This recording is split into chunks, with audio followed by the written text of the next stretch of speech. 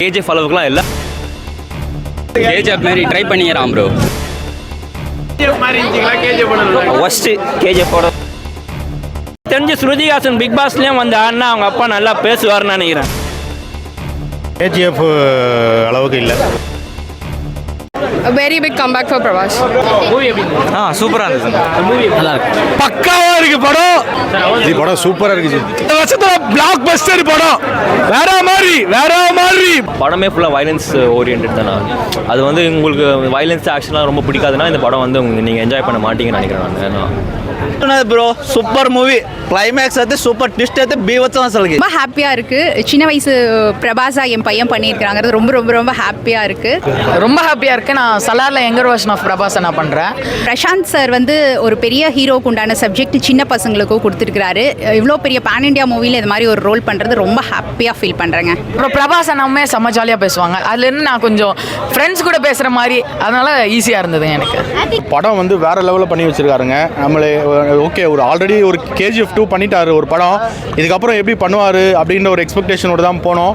ஆனால் பார்த்தோன்னா படம் வந்து சத்தியமாக சொல்கிறேன் வேற லெவலில் தாறுமாறாக பண்ணி வச்சிருக்காப்ல.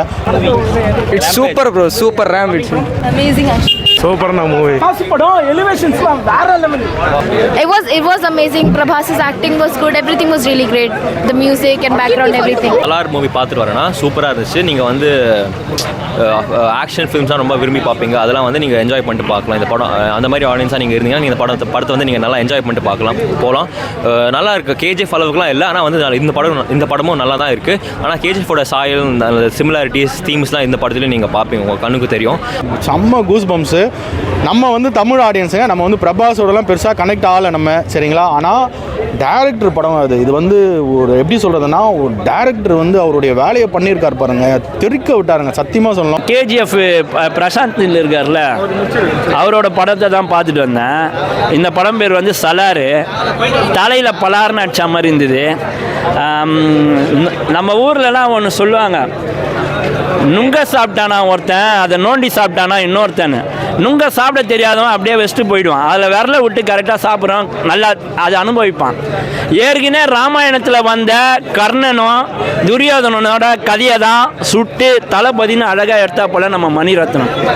ஐயோ நீ அதில் எடுத்துட்டியா, இப்போ நான் என்ன எடுக்கிறோம் பாருன்ட்டு ராஜமௌலி என்ன பண்ணார், ராமாயணத்துலேருந்து அனுமாரியும் ராமரியும் தூக்கி RRRனு ஒரு படம் எடுத்தார். ஓ நீங்கள் இப்படி வந்துட்டீங்களா, நான் எப்படி வரேன் பாருன்ட்டு ராமாயணமும் மகாபாரதமும் சேர்த்து தளபதியும் அந்த இந்த படம் இருக்குல்ல RRRையும் சேர்த்து ஏதோ இவர் இறந்து போனதுக்கு வந்திருப்பார் பாரு இருக்கு மனோபாலா. அவர் ஒரு படம் எடுத்திருப்பார் சிவான்ட்டு. டைகரும் நம்ம இவரு அந்த படம் பார்த்துருப்பீங்க. ஃப்ரெண்டுக்குள்ளே சண்டை போடுவோம், லாஸ்ட்டில் ஒன்று தந்துடுவாங்க.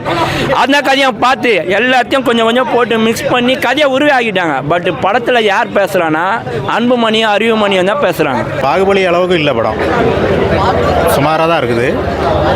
பெரிய ஒரு எதிர்பார்ப்பு இருந்தது. கேஜிஎஃப் 2லாம் நல்லா இருந்தது படம்.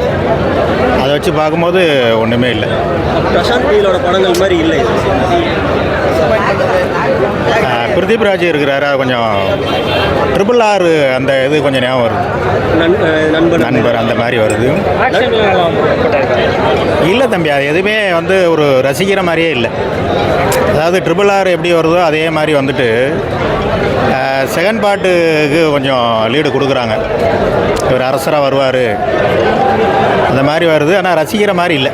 கேஜிஎஃப் மாதிரியே தான் இருக்கு அந்த கதை. பழைய கதை வந்து இதில் இருக்கிறதுனால ஏற்கனவே கேஜிஎஃப் பார்த்ததுனால கேஜிஎஃப்ல ஈஸ்ட்மெண்ட் கலர் அந்த மாதிரி கலர் ஆரஞ்சில் ஃப்ளேவரில் போனதுனால இது என்ன ஃப்ளேவர் கொடுத்துருக்காங்கன்னா நம்ம டிஎம்கே ஏடிஎம்கே ஃப்ளேவரில் தான் ஃபுல்லாக கொடுத்துருக்காங்க.